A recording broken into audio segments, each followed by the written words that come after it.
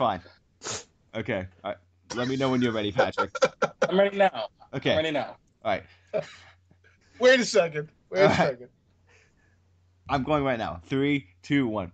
Hello, everyone, and welcome to the Reality Gameform Survivor podcast. I am your host, Colin Connors. With me, as always, is my wonderful co-host, Patrick Sullivan. Cheers. And joining him tonight, we have the beautiful Stephen Lehman. Oh, thank you, Colin. The amazing Jack. Hello there. And the always interesting Prince Ty. Good evening. And our very special guest tonight is one of the founders of POS on Facebook, the wonderful superfan Big Mike Allbright.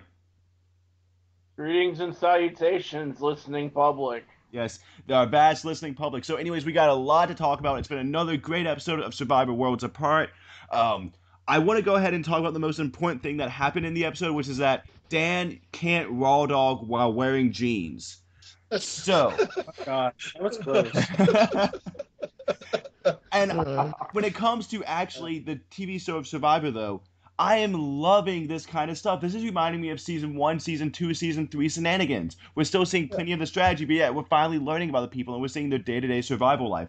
Mike, what do you think about that? Because this season seems to feature a lot more than that than past seasons. It's quirky and it's zany and it's that tribe, the camps. It's not, I'm looking for an idol. I'm looking for an idol. I'm looking for an idol. They're looking for their damn underwear. They're not looking for idols. It's great. Mm-hmm. I love it. And I wonder. I'm kind of glad that gross mankini thing is gone because that thing, I don't want to see any more of that. But even so, Patrick, you have to admit it's very entertaining to watch. Yeah, no, There's gonna be it some is, Tarzan scenarios. And I want to see him bending over. And not only did we have Dan getting naked, but we also had Max Dawson getting naked, which was a tribute, so he says, to Richard Hatch 2.0. However, I was kind of like, does Max really need to be going around trying to say, like, oh, look at me, I'm Richard Hatch? Is that a detriment to his game time? No, not really. I mean, he's got the women on that tribe. He's fine. It was more in his confessionals. Their Yeah, fans all tributes. appreciate it. Well, Yeah. Sharon said, hey, he's naked just like Richard Hatch. So, I mean, the people on his tribe do know it, and the people on that tribe do know that he's intelligent. So I'm saying, is he putting a bigger target on himself by being naked? And anyone can answer that. That's I think it's legit. fine because he's fine. he put it. Oh, go ahead, dude. Go ahead, man. Oh, and Mike, I think he was done, if you want to jump on. Yeah, I'm done. I was just gonna say, Max has put it out there like I'm gonna be like Hatch. It's definitive. It's like that. And Shireen's like, yeah, should I cook this pot or should I cook this other pot? And it was like, Max is all doing it very intentionally. Shireen, it seemed like she just didn't put on her underwear. I was like, are you trying to make a scene, or are you just doing the dishes? Has anyone here ever watched Seinfeld? Yes. Yeah. Okay, in Seinfeld, they had the thing about being bad naked in one episode, and I do think Shireen was being bad naked. Shireen's Yeah. very- Yeah, Shireen Dishes. was bad naked. So exactly what the hell is going on in all these tribes and with the season in which everyone's getting naked at some point? Jack, what do you think's going on? All right, Stephen, were you going to say something? Oh, no, I don't have anything on the naked Jack. comment. Shireen just wants to let her bits fly and whatever and dry out, I guess. I don't know. Probably Well, she's got to let those boobs Jack's been out. quiet about this, so I want to hear what Jack's thought on all the naked people is, knowing that his girlfriend is right over his shoulder. Oh, jeez. I think these people are just having fun with it. A lot of them seem to be fans of the show and are. You talked about how Max and Shireen are both students of the game, and how Jen at Trouble Council was talking about how she was like really just like ecstatic to be here. So they're just living in the moment. Maybe it's getting to their heads, and they're doing things that they normally wouldn't do in day-to-day life, but they're having fun, and it's fun to watch. So, Mike, is the big takeaway from this that being a superfan means you get naked? I hope not, because if I ever get on the show, I don't know if I'll be running around bare ass underwear like Dan. But I like the super fans more on there, and I think Casting and Lynn want more fans that know the game that aren't going to go out there and just make bad moves. So I appreciate it. I'm glad there's more fans and they're playing hard. Mm-hmm. They are playing hard, and it seems to be like almost that this season is, and I mean it's really early to tell, but I feel like this season is like this weird crossroads between new and old school, and that's kind of what's getting us all hyped up about it. Does anyone agree with me or disagree with me on that? That this seems to be a perfect mixture of new and old school playing? I kind of agree. But I do have to say I do like players that go out there not knowing what to expect. Because there's some brilliant people out there who have gone out there and figured their way out because they are just smart or whatever. And then there are people who overstudy the game and overcalculate moves and think too much and get too paranoid to play the game naturally, like someone who doesn't know what they're getting into. Mm-hmm. It's true. You can know the game all you want, but it's a matter of how you play it. Yeah. All right. So enough about all the nakedness. The next thing that happened that was major was, well, I guess this Haley and Jen decided to get naked and didn't include Nina, and it caused Nina to cry and have a fit.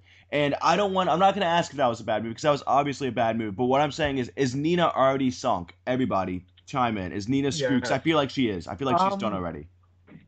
I personally don't think that instance of getting upset with Haley and Jen sunk her, but I do think she is sunk otherwise.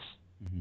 I actually believe that she was sunk to the degree that I actually thought she was very over the top, to the degree that Haley was like trying to be nice to her, and Haley and her were having conversations, and yet the moment that they go off and swimming, oh, the young people don't like me, and I'm going to go ahead and sit here and cry. Ty doesn't like it. Someone cries. Well, I mean, it's these feelings. I'm not a fan of them, generally speaking. So Mike, unless I'm feeling bacon flooding my taste buds, I have no interest.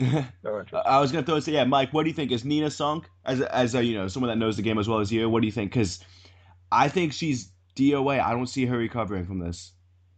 She's in a bad spot. If this was a full tribe of 8, she'd have some more wiggle room, but she's not going to last as long as Christy, who also hated her stepsisters. She's not got much wiggle room there. I don't think she's going to make it very far. Yeah, I mean, I think if the no collars go to tribal council again, I do not see how it's not Nina. I don't see really any scenario unless Nina finds an idol, which I don't think unless it's another water challenge. Or Will has a heart attack. Another water challenge. Yeah. Or Will has a heart attack.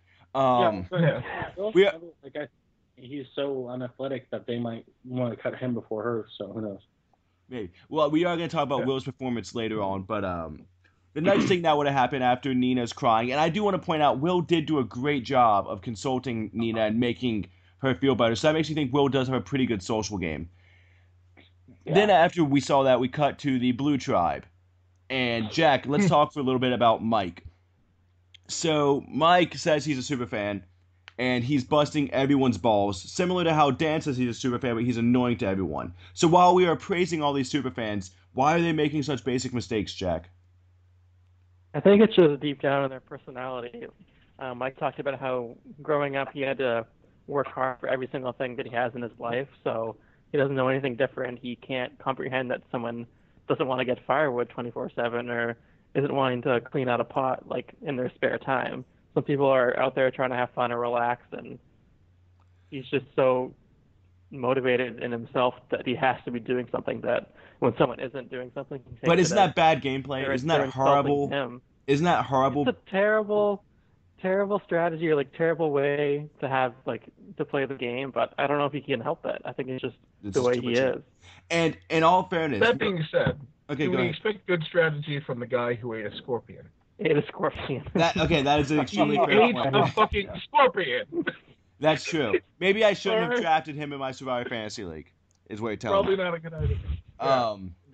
I will say this though: half the time when you're watching Survivor and I hear someone complain about other people not doing work, they show shots of the camp and you see there is no firewood and you see there's the shelter's falling apart and no one gives a shit. This time when Mike was complaining, you saw the huge pile of firewood. So it's just oh my god, Mike's insane. So Mike, as a Mike, what do you make of Mike? Well, you were saying this is like a throwback to an old season, and this episode felt like an Amazon throwback. We've got Nina's Christy, we've got Haley and Jenna's, Jenna and Heidi, and I think Mike is becoming Butch.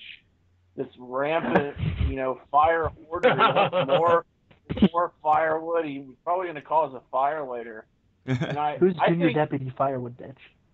I don't know, but I think Dan is now going to rise up because they're going to dislike Mike because he's working them, and his annoyance won't be as bad as hey, get firewood, go get water, and Dan's just making stupid jokes. But he was a lot more social than Mike this episode. And I will say I agree with you because I really thought that Dan was going to be the next one on the chopping block no matter what happens in Blue Collar. But we didn't see really. I mean, we saw a little bit of Dan at the beginning, but then the rest of it was just really shitting on Mike. And does anyone want to add anything to that, to the strategy of what happens if Blue Collar goes to tribal council? I was going to say, we saw Lindsay's, she had a bit about how I believe she was saying how Dan was trying too hard or something, and that the novelty of him being fat and annoying was wearing off. So now he was, I forget exactly what he was doing, but she made a comment about how she was over Dan, which I thought was interesting. But I don't think that speaks well for her longevity. She said he needs to stay away from me until we have the chance to vote him off. Basically. And yeah, tweet ass. She said that too. So yeah, maybe they're highlighting the future conflict, kind of like how in the first episode they highlighted, the Vince, Jen, Joe love triangle. He was sniffing her hair. Yeah, sniffing her hair. Which we're gonna talk about the editing in more detail later on, but holy crap, they're finally building storylines again, and finally, not one person's getting all the airtime. It feels so damn good. Okay. Apparently, you shouldn't sniff people's hair. Who would have thought? That was my strategy if I ever played, so I would sniff hairs. But see, the thing, Ty, when it comes to my Survivor opinions, I need a lot of acknowledgement and verification from you. Okay? That's what I need. I need that from all you guys. Colin, you are a CP personality. Speaking of Survivor strategy, I honestly cannot believe that Vince said that. That Vince went up to Joe and said, I need acknowledgement from you. I mean, how, in a way, childish is that? Well, he's coach. Not even that. Child. Go ahead, Jack. You don't even need acknowledgement for, you need to appreciate what I do. He's like, you also need to admit that you're demanding and you're, strong-arming all of these decisions at camp. And you're a bad person. You need to make me feel better and make yourself feel worse at the same time. You need to admit that you sold drugs to children. I need you to admit that you're behind Benghazi. It was a mess. You know what? Fuck you, but tell me how great I am. Yeah, basically. Mike, what was your read on Vince and on that situation, and how would you have reacted if you were Joe? How do you think Joe handled it? I think Joe handled it well and identified the outlier that they could unite against. And Vince was a crazy character when I did my preview show, and I just am not just really sure about him. People, when they posted his picture, they thought he was the first transgender person to play the game.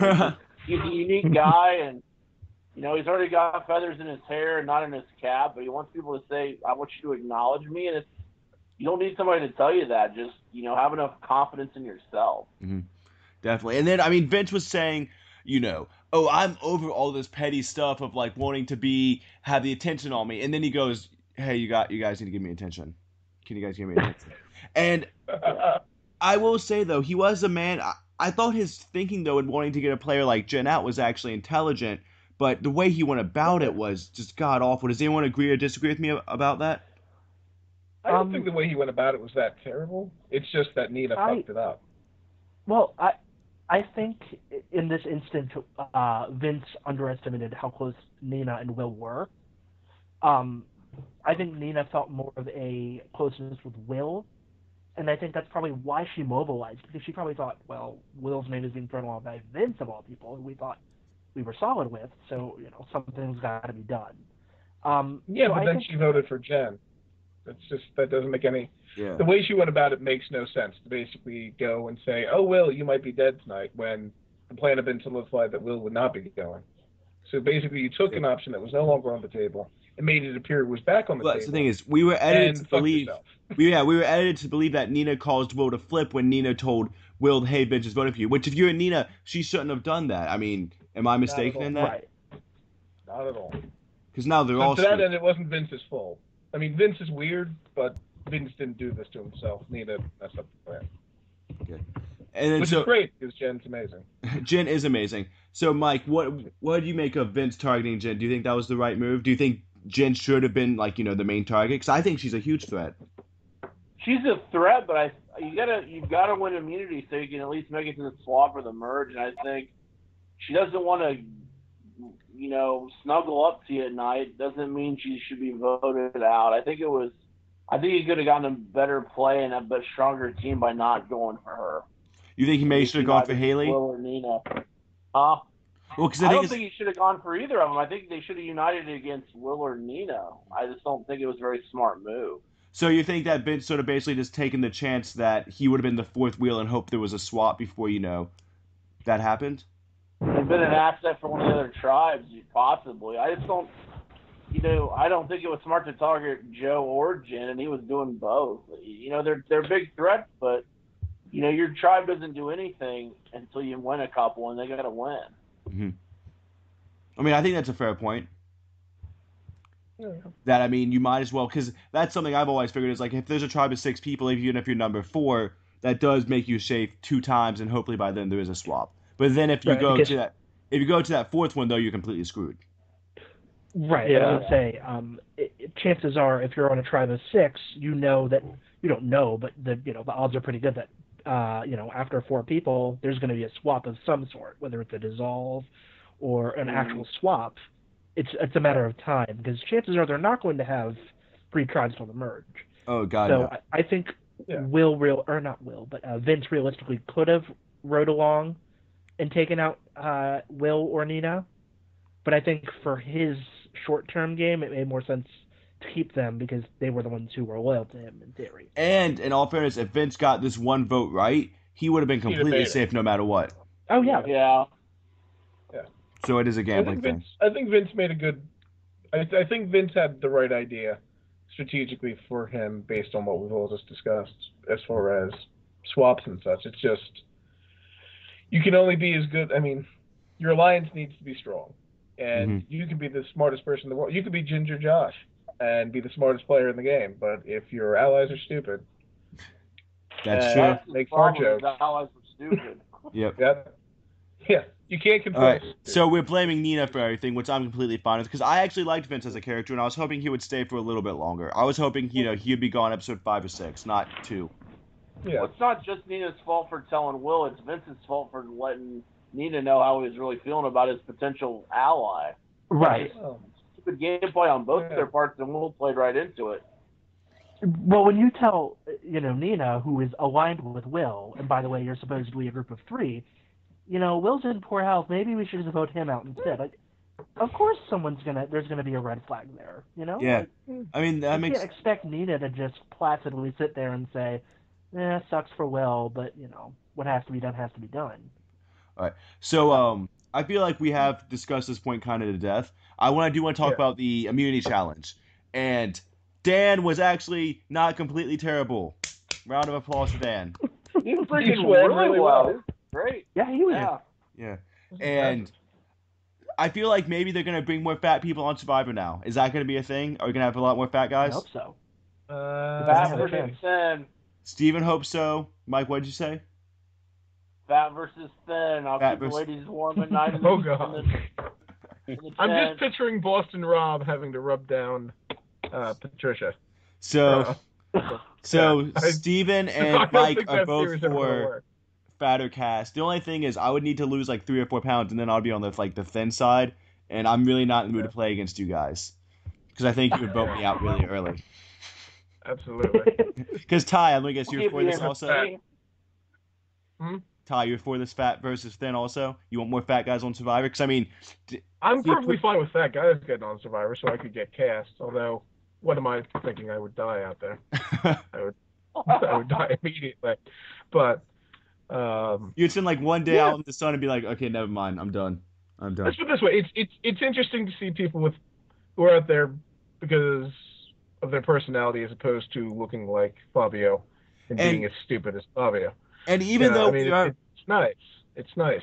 We are praising this season, but and maybe it's just the editing, but I've got nothing from Haley or Sierra. I've got no inkling of a good personality from either one of them. I like Sierra.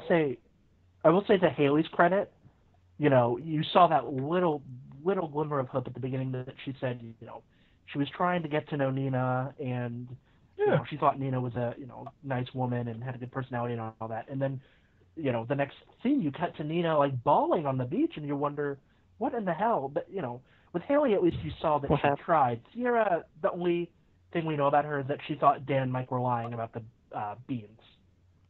Mm-hmm.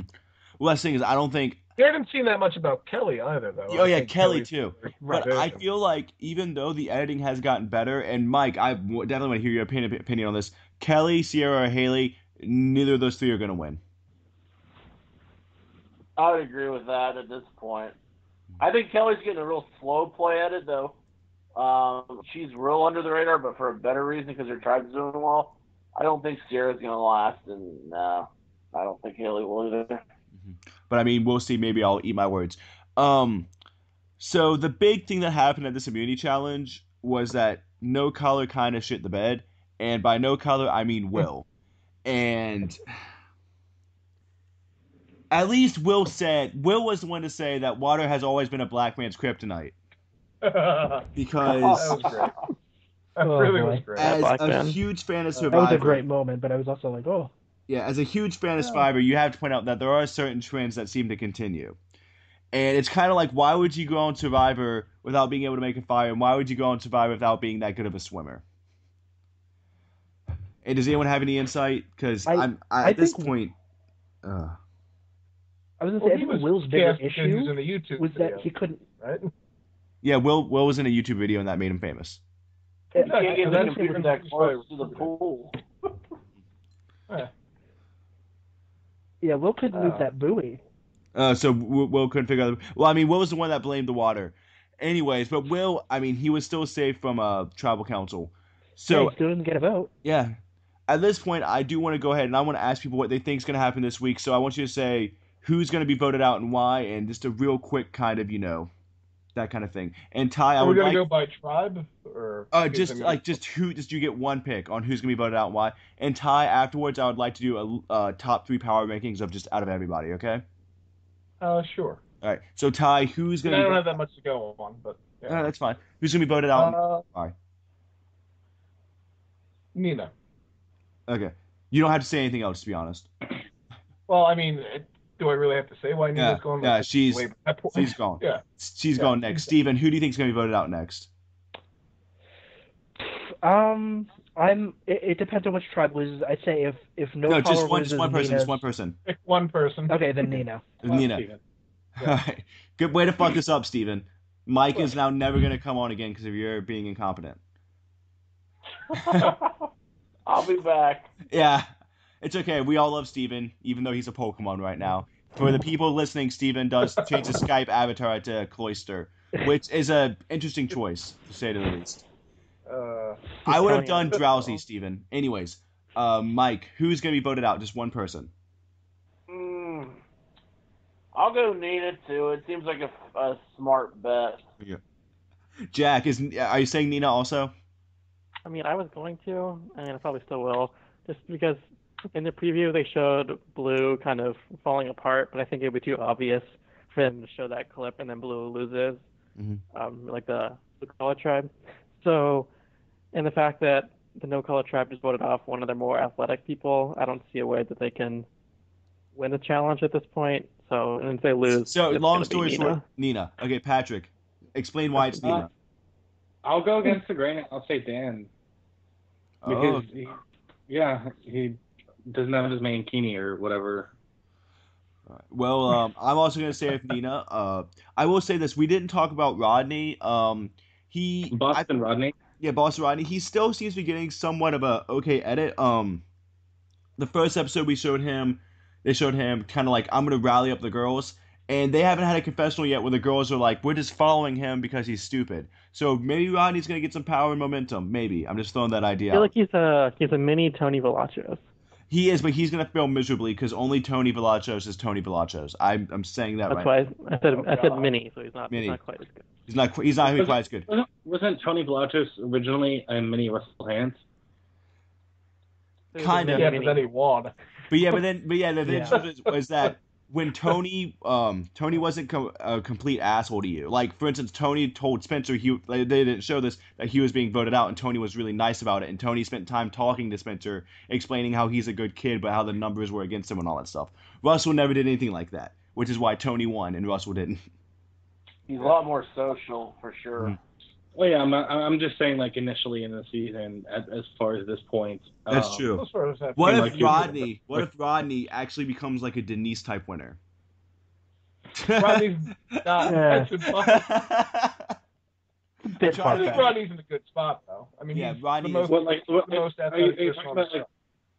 Denise is in the sense is like a caring, mothering type person Yeah, that I was just has thinking like obnoxious. great social game. Yeah. I can see that from Boston. I was picking the most Ash I think he's really going to Okay. be like Tina by the time So- it's all said and done. So Ty, if you're ready, let's do some top 3 power rankings. Basically, I'm just going to do one per tribe because it's really such a crapshoot still. Because as we know from last season, Edgic is dead.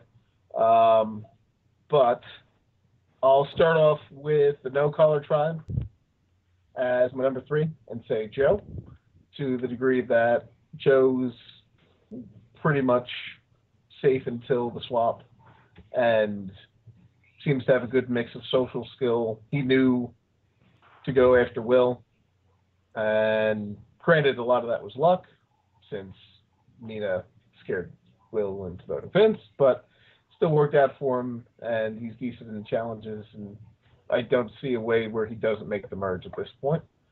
My number 2 would be Max, because his beard is amazing, and he's my pick'em, so to that end, I have to show You have him to honor the pick'em. the necessary. I do have to honor the pick'em, and, you know, people might realize he's smart, but, you know, people are going to realize you're smart. People knew Cochran was smart. He won. That I don't see that as a natural detriment so long as you position yourself well. And let's put it this way, so long as he's in the game on a tribe with Joaquin, who is an obnoxious shitbag, we might not have seen it this episode, but he is an obnoxious shitbag, then, you know, he'll be fine. My number 1 is actually Rodney this week, to the degree that I honestly don't see that tribe losing. I almost see them as kind of like a Kasaya by the time it's all said and done, where they all yell and they all bitch at each other about nothing, and then they go and win the challenges. That's kind of the vibe I'm getting from them at the moment.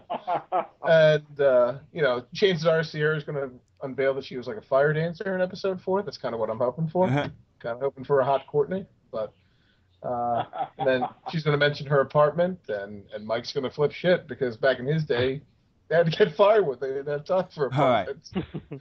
Anyway, Rodney seems to be on lockdown at the moment, so I will give him the number 1 spot. Because who the fuck knows yet? It's episode 2. That's true. Who the fuck knows? Okay, so before we do our fun little winner picks, does anyone have a soapbox they would like to stand on? Is there any final thoughts that need to be said? Anything that we didn't discuss about this episode? I just wanted to say again, it was really creepy how much Vince was jealous of Joe in the beginning of the episode. Like he just wanted approval so bad, but then was also hated him for some irrational reason. I need your acknowledgement, Patrick. I need your acknowledgement. Okay, so let's go ahead and let's pick our winners. Mike, I don't know if you remember, but 2 seasons ago when he joined us, if you pick a winner, you get a prize at the end of the season, unless you live in France, because I'm not mailing something to France. Sorry, Elise. So I guess that means I actually am the default winner, so you guys need to buy me a pizza. But anyways, okay, if you pick someone, Big Mike, and they win, and they're on the no-collar tribe, I'm going to mail you a bunch of ants, you know, like an ant farm, so you can take care of that. Now, if you pick a winner, and they're from the blue-collar tribe, and they win, you get a $10 Home Depot gift card. And if you pick a white-collar winner, and they win, I will give you $10 to spend on, like, stocks. Like, I'll buy a stock in your name or buy, like, a bond or something. Okay. But with all that being said, we're going by the order of who did worst last season. So we are starting with Jack today. So, Jack, keep in mind, we have already picked Sharon, Max, Jen, Joe, and Tyler. Didn't Jack? Well, I'm going to continue my trend and pick Shireen. Just like oh wait, Jack. Yeah, I'm sorry. Why did I think you didn't? Exactly. I have you down twice. Oh, I'm sorry. So Patrick is actually going up tonight. Patrick, who's your winner? I'm gonna pick Boston Rod. Okay, we have Rodney, and I'm writing it down to make it official. Okay, now Mike, who are you picking? So I get $10 if they're blue collar. Yes, but you have to invest it on stocks. Like I might buy like a bond in your name or something. No, that's blue collar the white Home Depot. White yeah. collar stock. Yeah, white collar stock, blue collar is Home Depot. And the other one's a bunch Is there of a ants. stock you can No get for collar. $10? Yeah, it's a bunch of No ants. collar's an ant farm. Penny stocks. I'll go with damn. I'll go with Kelly from Blue Tribe. I'm gonna go with Kelly. Okay. I'll You really take want that Home Depot gift card? You don't. No one wants the ants. I've noticed. I thought that'd be a great gift. And I couldn't go with Joe Malcolm 3.0, so no. all right. And then we had there was a little bit of mix up of scheduling today. So Alicia, in fact, wanted to make a play for Will, and I figured since no one else was gonna pick Will, that I would go ahead and give her Will. So Alicia, our panelist who will be on for the first time next week, has already taken Will. All right.